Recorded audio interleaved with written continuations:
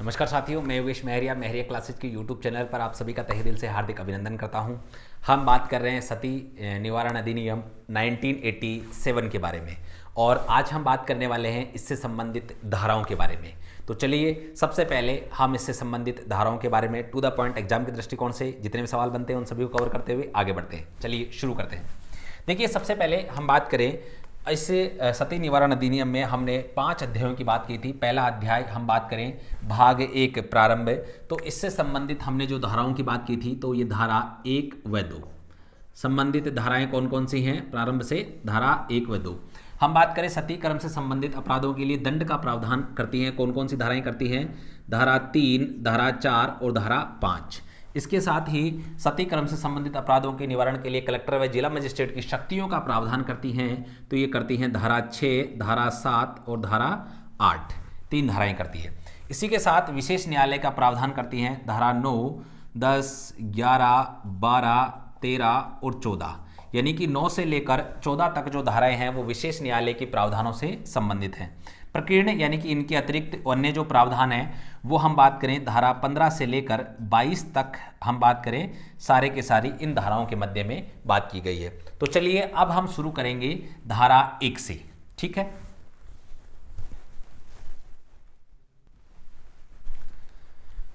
चलिए, सती निवारण अधिनियम 1987 की धारा 1 प्रावधान करती है, संक्षिप्त नाम विस्तार एवं प्रारंभ। प्रत्येक अधिनियम की धारा 1 में इसी बात का उल्लेख होता है। धारा 2 परिभाषाएं, प्रत्येक अधिनियम की धारा 2 उस अधिनियम से संबंधित परिभाषाओं से संबंधित होती है। आगे हम बात करें धारा 3, तो देखिए साथियों, धारा 3 प्रावधान करती है सती कर्म करने का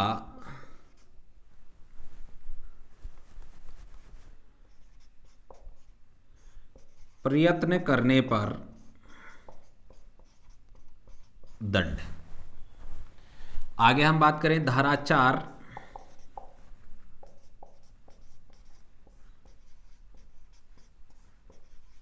सती कर्म का दुष्प्रेरण करने पर दंड। आगे हम बात करें धारा 5,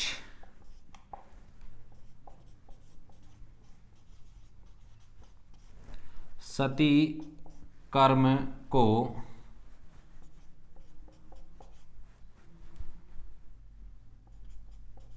गौरवान्वयन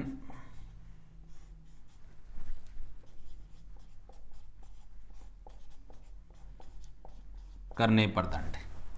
देखो साथियों, यहां से आपको ये 5 धाराएं एक साथ आपको यहां याद रखनी है और सबसे काफी महत्वपूर्ण है। इन 5 धाराओं में से सवाल बनेगा आपके। देखिए, सबसे पहले संक्षिप्त नाम विस्तार प्रारंभ, कोई बड़ी बात नहीं है। धारा 2 परिभाषाएं, ये कॉमन है, आपको प्रत्येक इसमें याद होती है। साथ में आपको यहां से ये भी समझ में आ गया कि ये भाग 1 से संबंधित है और भाग 1 की हेडिंग क्या थी, प्रारंभ, ठीक है। अब धारा 3 से लेकर 5 तक किससे संबंधित हैं, ये संबंधित हैं भाग 2 से, ठीक है। और भाग 2 की हेडिंग क्या थी, आप सभी को पता है कि सती से संबंधित दंड का प्रावधान जो है भाग 2 में है। चलिए अब देखिए धारा 3 क्या प्रावधान करती है। धारा 3 प्रावधान करती है सती कर्म करने का प्रयत्न करने पर दंड, ठीक है। प्रयत्न करने पर दंड का प्रावधान, अर्थात कोई भी व्यक्ति जो सती हो रहा है, ठीक है, सती होने का प्रयत्न कर रहा है, उस व्यक्ति को दंड का प्रावधान किया गया है, ठीक है। अब धारा 4 प्रावधान करती है सती कर्म का दुष्प्रेरण करने पर दंड, यानी कि अब कोई व्यक्ति सती हो रहा है, होने का प्रयत्न कर रहा है, उसका कोई व्यक्ति इस प्रकार का प्रचार प्रसार करता है, पोस्टर छपवाता है और भी कुछ भी करता है, तो ये दुष्प्रेरण के अंतर्गत माना गया है, ठीक है। तो ऐसे व्यक्ति के लिए दंड का प्रावधान। अगली चीज, सती कर्म को गौरवान्वयन करने के करने पर दंड। यानी कि अब मान लीजिए कोई महिला सती हो गई, उसके बाद में उसके लिए किसी प्रकार का कोई मंदिर बनाना, ट्रस्ट बनाना, उसके माध्यम से हम बात करें सती को गौरवान्वयन करना, किसी मेले का आयोजन करना, किसी उत्सव का आयोजन करना, ठीक है। तो इस प्रकार की जो भी कार्य हैं वो इसके अंतर गौरवान्वयन के अंतर आएंगे और उसके लिए भी दंड का प्रावधान है, जो भी व्यक्ति इसके लिए जिम्मेदार होगा। अब इन तीनों को आप क्रम से कैसे याद रख सकते हैं, देखिए आसानी से याद रख सकते हैं। सबसे पहले सती का क्या होगा, प्रयत्न। सती करने का प्रयत्न करेगा, कोई व्यक्ति सती होगी या उसका सती होने का प्रयत्न करेगी, तभी तो उसका क्या किया जाता है, प्रचार प्रसार किया जाएगा कि भाई वो महिला जो है सती हो रही है या सती हो गई, ठीक है। तो वो क्या होगा, उसको क्या कहेंगे हम, प्रचार प्रसार किया जाएगा। तो वो क्या होगा, दुष्प्रेरण किया साहब, पहले प्रयत्न किया तभी तो दुष्प्रेरण होगा। और जब दुष्प्रेरण होगा, प्रचार प्रसार होगा कि वो महिला सती हो गई, ऐसा हो गई, कुछ भी अन्य जो बातें हैं इससे संबंधित होंगी, तो उस प्रथा को बनाए रखने के लिए मेले वगैरह का आयोजन किया जाएगा। तो उसके लिए क्या होगा, वो गौरवान्वयन होगा। तो तीनों क्रम से है, नंबर 1 पहले प्रयत्न करेंगे तब उसका दुष्प्रेरण होगा, और नंबर 3 तब उसका गौरवान्वयन होगा। तो साथियों, उम्मीद करता हूं यहां से आपकी धारा 1 से लेकर 5 तक की जो धाराएं हैं वो आपके सभी कंसेप्ट यहां से क्लियर हो गए होंगे। चलिए अगली धाराओं की बात करते हैं।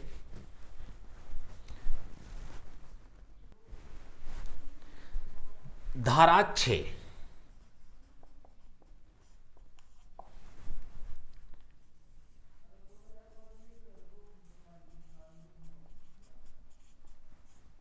कुछ कार्यों का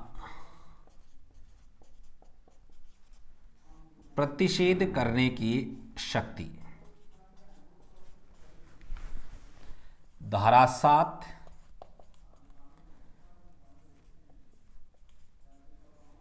मंदिर या अन्य संरचनाओं को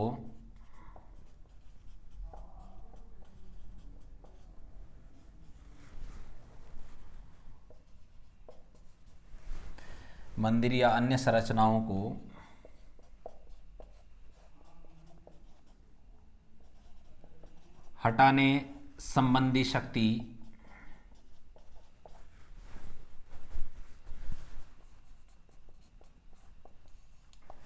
धारा 8, कुछ संपत्तियों का अभिग्रहण करने की शक्ति, कुछ संपत्तियों का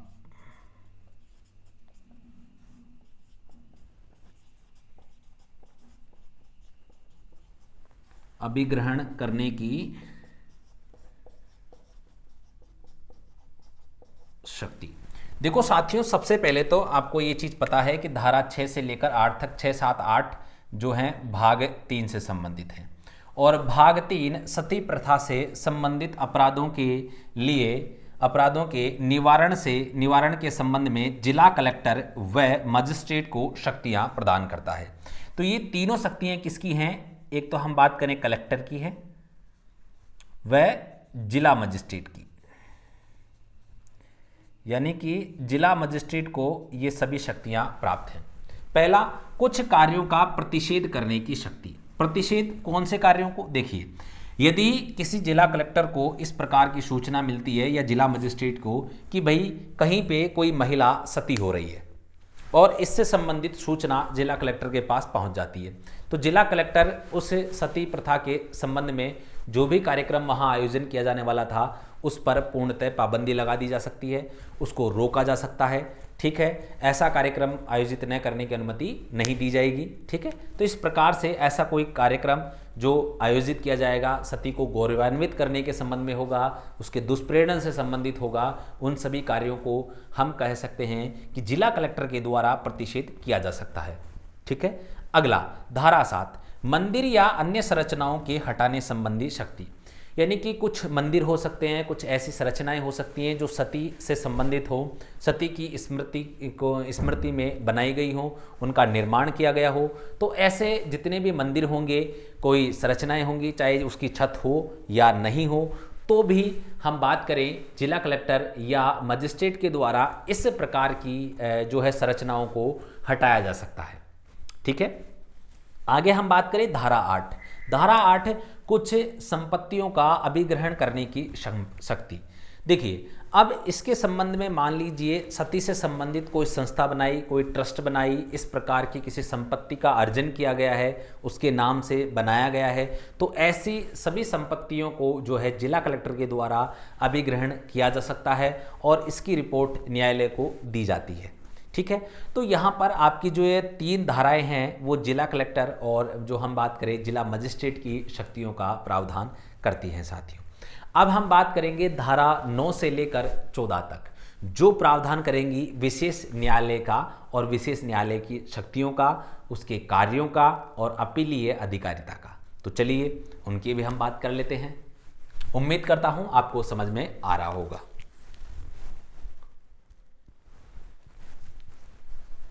अब हम बात करते हैं धारा 9। धारा 9 इस अधिनियम के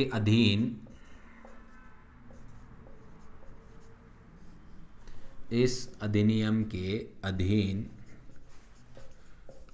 अपराधों का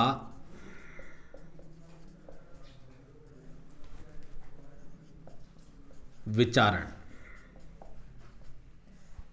ठीक है, आगे हम बात करते हैं धारा 10।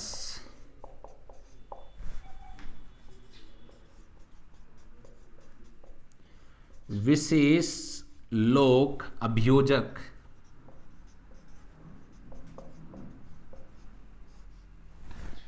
ठीक है। धारा 11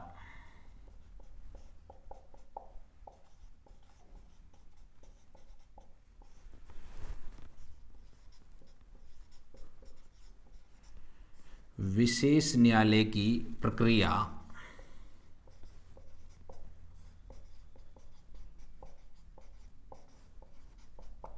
व शक्तियां। धारा 12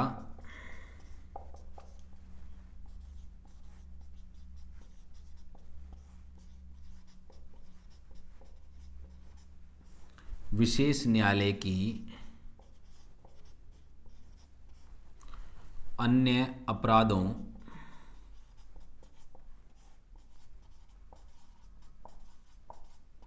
के बाबत शक्ति। धारा 13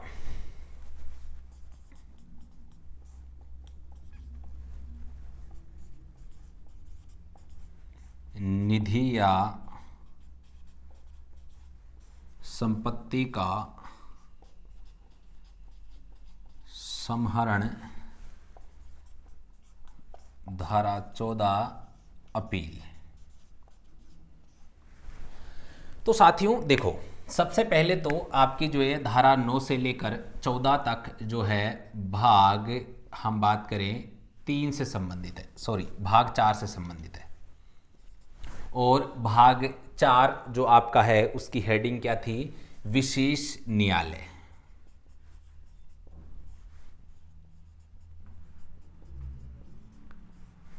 अर्थात आपकी ये जितने भी प्रावधान हैं धारा 9 से लेकर 14 तक विशेष न्यायालय से संबंधित ये सभी धाराएं हैं साथियों।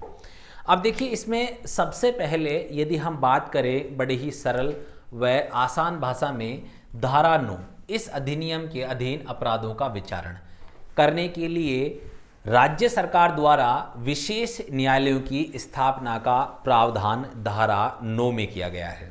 और विशेष न्यायालय द्वारा ही सती से संबंधित अपराधों से संबंधित जो भी केस होंगे उन सभी की सुनवाई जो है किसमें होगी?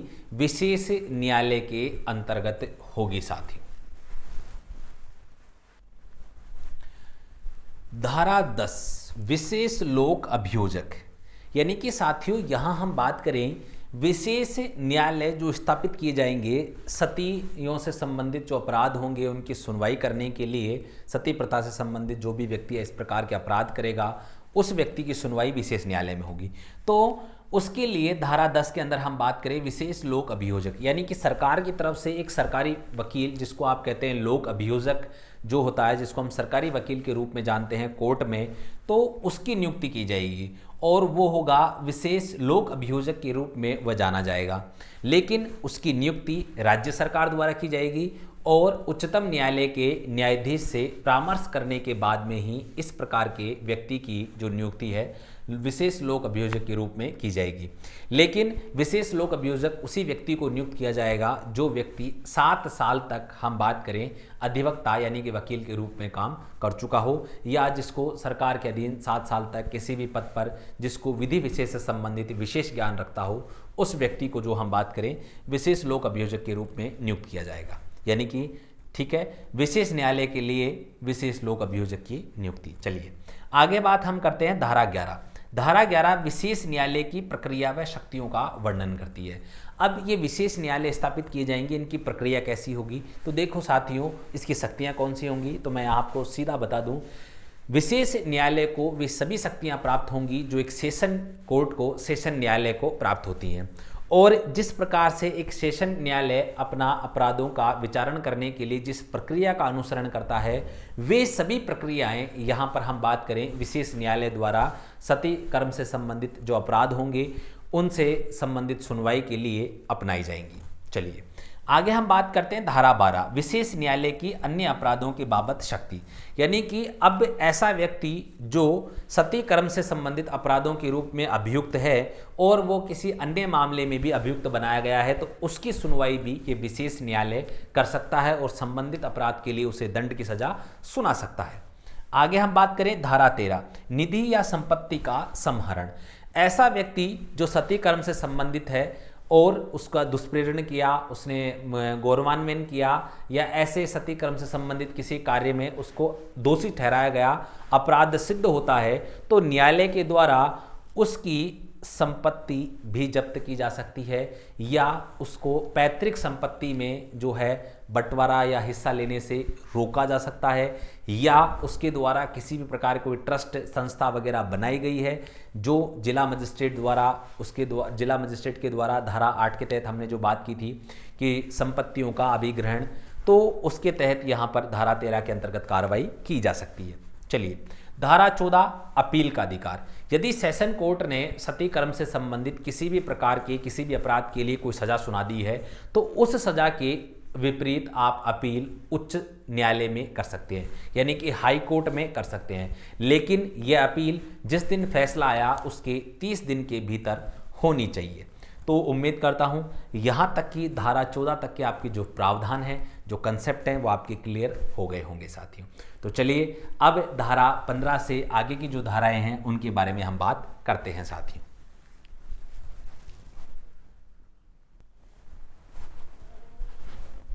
तो साथियों अब हम बात करते हैं धारा 15 के बारे में। धारा 15 इस अधिनियम के अधीन की गई कार्यवाही का संरक्षण, यानी कि इस सती निवारण अधिनियम 1987 के तहत जितनी भी कार्यवाहियाँ की जाती है उन सभी को संरक्षण प्रदान किया गया है। साथ में हम बात करते हैं धारा 16। धारा 16 सबूतों के भार का प्रावधान करता है, अर्थात पुलिस द्वारा यदि किसी व्यक्ति को अभियुक्त बना दिया गया है तो उसके बाद में वह निर्दोष है ये साबित करना उस व्यक्ति की स्वयं की जिम्मेदारी होगी। चलिए आगे हम बात करें कुछ व्यक्तियों का इस अधिनियम के अधीन अपराध किए जाने के बारे में रिपोर्ट करने की बाध्यता, यानी कि इस प्रकार का कोई भी अपराध हो रहा है तो इसके संबंध में किसी व्यक्ति को इस प्रकार की कोई जिम्मेदारी दी जाती है तो उसकी ये बाध्यता होगी कि वह समय रहते हुए सरकार को इस प्रकार के संबंध में अपनी रिपोर्ट प्रस्तुत कर सके कि इस प्रकार से सती कर्म किया जा रहा है या सती कर्म से किया जाने वाला है या इस प्रकार की सूचना मुझे प्राप्त हुई है। तो चलिए आगे हम बात करते हैं धारा 18। धारा 4 के अधीन किसी अपराध के लिए सिद्ध दोष, किसी अपराध के लिए सिद्ध दोष व्यक्ति का कुछ संपत्ति विरासत में पाने से निर्रहित होना। इसका अर्थ यह है कि धारा 4 के तहत यदि किसी व्यक्ति को अपराधी घोषित कर दिया जाता है, उसे अपराध के लिए दंड दिया जाता है, तो ऐसी स्थिति में उसे जो विरासत में जो संपत्ति मिलती है, हम कहते हैं अपने दादा परदादा से जो संपत्ति मिलती है उससे उसको क्या किया जा सकता है, निर्रहित किया जा सकता है, उस संपत्ति से वंचित किया जा सकता है साथियों, यानी कि वह संपत्ति उसे नहीं मिलेगी। चलिए आगे हम बात करते हैं धारा 19। धारा 19 प्रावधान करती है कि लोक प्रतिनिधित्व अधिनियम 1951 में संशोधन। यहां प्रावधान किया गया है कि कोई भी व्यक्ति यदि वह इस प्रकार से सती क्रम से संबंधित है और यदि वह अपराधी सिद्ध होता है तो उसके लिए आपको पता है 5 साल तक वो किसी प्रकार का कोई चुनाव नहीं लड़ पाएगा।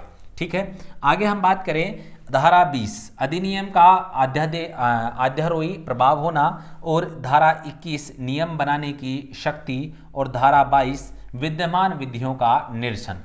यानी कि धारा 22 हमारे यहाँ प्रावधान करती है कि हम इस अधिनियम के बनने के बाद में इससे पहले सती निवारण से संबंधित जितने भी हम बात करें अधिनियम बनाए गए थे, किसी भी सरकार के द्वारा बनाया गया, उन सभी अधिनियमों क्या हो जाएगा, निरसन हो जाएगा और उसके स्थान पर सती निवारण अधिनियम 1987 के प्रावधान प्रभावी होंगे। ठीक है, लेकिन राजस्थान में सबसे पहले हम बात करें, यहाँ पर ये जो प्रावधान किए गए थे इसी का अनुसरण करते हुए, हम कहें इसी को टू कॉपी पेस्ट करते हुए संसद ने इस संबंध में एक्ट पारित किया और राजस्थान में केवल अध्यादेश जारी था, लेकिन बाद में जैसे ही भारतीय संसद द्वारा इसे पारित किया गया कानून के रूप में यह अधिनियम लागू हो गया साथियों। तो उम्मीद करता हूं यहां से आपके 5 भाग और 22 धाराओं के जो भी कंसेप्ट थे वे सभी क्लियर हो गए होंगे। आगे हम बात करने वाले हैं, हम बात करें हमारा जो पार्ट 3 होगा उसके अंदर हम इन सभी धाराओं को विस्तृत रूप से पढ़ेंगे और विस्तृत रूप से डेप्थ में जो सवाल बनेंगे उन सभी को भी हम कवर करेंगे। तो आपके लिए इसके बाद में पार्ट 3 देखना काफ़ी इम्पोर्टेंट है। तो साथियों, जो भी हमारे YouTube चैनल पर नए हैं उन सभी से निवेदन है कि आप हमारे YouTube चैनल को सब्सक्राइब कर लें, साथ में बेल आइकन को ऑल पे प्रेस करें, जिससे हमारे द्वारा जो भी कक्षाएं अपलोड की जाती हैं उन सभी के नोटिफिकेशन की जानकारी आपको तुरंत प्रभाव से मिल सके। आगे हम बात करें तो मैं आपसे निवेदन करना चाहता हूं, यदि आपको कंटेंट अध्ययन सामग्री पसंद आती है तो आप वीडियो को लाइक जरूर करें और साथ में कमेंट भी करें। ठीक है साथियों, इसी के साथ आज की कक्षा का समापन करता हूं। जय हिंद, जय भारत मेरे साथियों।